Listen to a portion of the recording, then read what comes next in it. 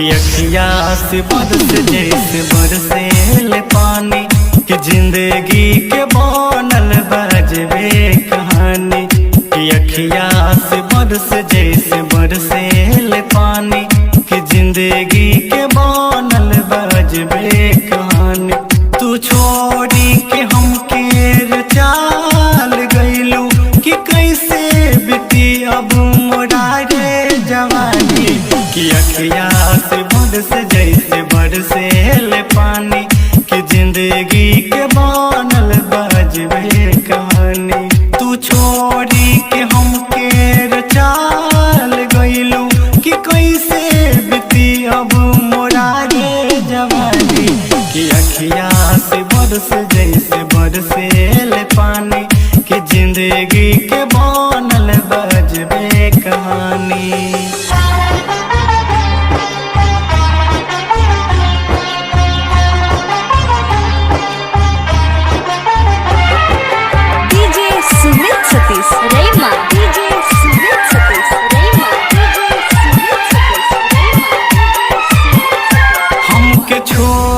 के गइलू ना फोन एगो गइलू लागता कि हमके तू भूले गइलू। हमके छोड़ी के गइलू ना फोन एगो गइलू लागता कि हमके तू भूले गइलू।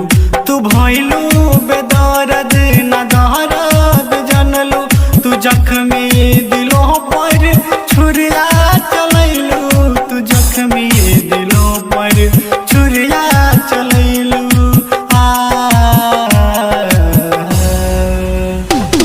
कि अखिया से बरस जैसे बरसेल पानी कि जिंदगी के बनल बजबे कहानी।